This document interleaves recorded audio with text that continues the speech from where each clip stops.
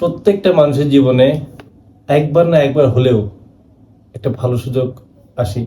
সে যত খারাপই হোক, সে যত নিকৃষ্ট হোক বা যে যেমনই হোক, তার জীবনে সুযোগ একবার না একবার করে না রে।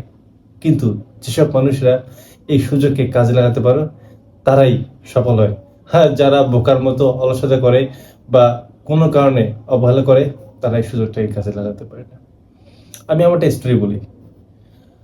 আমার একটা গার্লফ্রেন্ড ছিল। সে আমার থেকে কয়েক বছর জুনিয়র ছিল। সে অনেক ভালো একটা কলেজের। আমি সেটা মেনশন করতে চাই না, কারণ তো সে আমাকে অনেক ভালোবাসতো। সে যখনই সময় পেত ওখান থেকে আমাকে ফোন দিত। যেহেতু সে সপ্তাহে একদিন কথা বলার সুযোগ পায়, আমাকে ফোন দিত। যখন সময় পেত সে লুকিয়ে লুকিয়ে আমাকে মেসেঞ্জার টেক্সট করতো। বাট আমি কেমন যেন বোকার মতো ওর ফোন ঠিক মতো ধরতাম না। আমি ওর মেসেজের রিপ্লাই ঠিক মতো দিতাম না। তার যখন কলেজ জীবন শেষ হয়, সে সবসময় চেয়েছিল আমার সাথে থাকতে, আমার সাথে কথা বলতে। ইভেন সে আমাকে এতটাই ভালোবাসতো, তার অ্যাডমিশনের সময়ে সে তার মূল্যবান সময়টা নষ্ট করছে শুধুমাত্র আমাকে সময় দেওয়ার জন্য। আমি ওকে বারবার বলেছিলাম পড়াশোনা করতে, বাট আমার প্রতি তার ভালোবাসাটা এতটাই ছিল যে তার মেডিকেল পরীক্ষাটা ঠিক মতো দিতে চায়নি।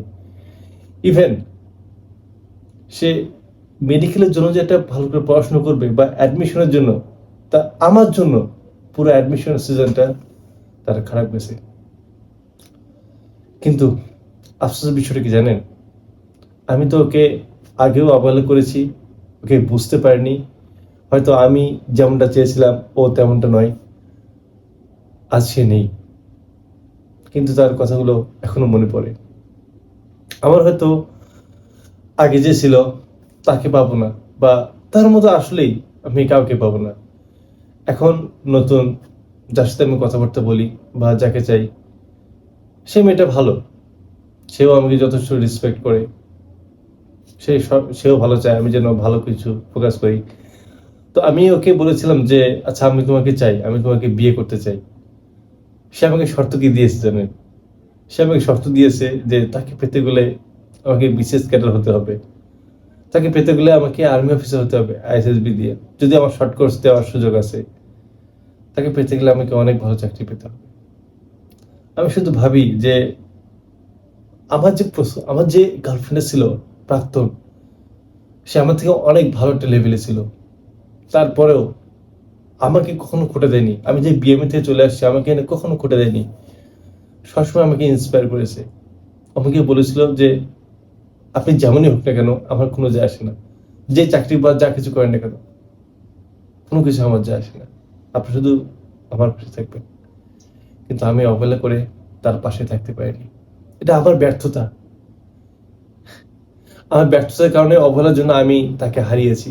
আমার নিজের ব্যর্থতার জন্য। সে চলে গেছে আসলে ঠিক। সে ডিজার্ভ করে আমার থেকে অনেক ভালো।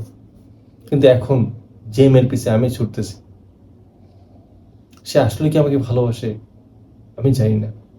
তাকে পেতে গেলে আমাকে আর্মি অফিসার হতে হবে, বিসিএস ক্যাডার হতে হবে। সে কিন্তু একটা সাধারণ কলেজে পড়ে। সামনে সে পরীক্ষা দেবে এইচএসসি।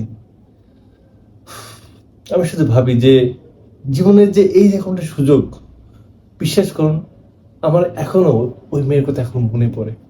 আমার আফসোস হয় ভাই, ওর মতো মেয়ে আমি আর লাইফে কখন পাবো না, কখনো না। এটা আমি 100% গ্যারান্টি। ওইরকম মেয়ে সচরাচর আসলে হয় না।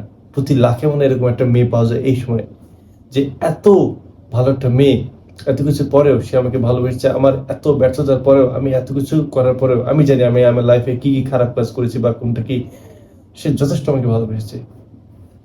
আমি যত খারাপ হোক না কেন, আমার জীবনে কিন্তু একটা অনেক ভালো সুযোগ এসেছিল নিজেকে পরিবর্তন করার, অন্যকে নিয়ে স্বপ্ন দেখার।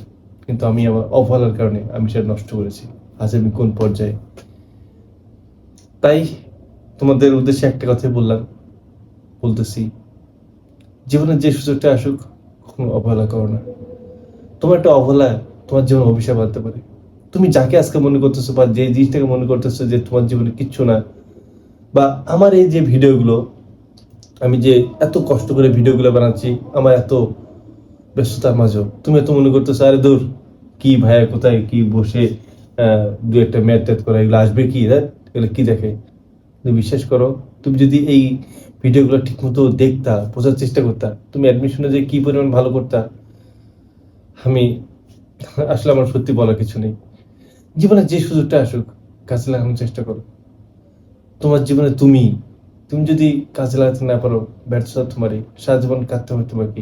যেভাবে আমার খারাপ লাগে, আমার কষ্ট লাগে, এই আফসোসটা আমার সারা জীবন থাকবে। আমি চাই না আমার মতো আরো কষ্ট এরকম থাক। যে তোমাকে ভালোবাসে, যে তোমার জন্য স্যাক্রিফাইস করে, আসলেই তুমি তাকে ডিজার্ভ করো বা সে তোমাকে ডিজার্ভ করে, তুমি তাকে কখনো হারতে দিও না, তুমি তাকে কখনো কষ্ট পেতে দিও না।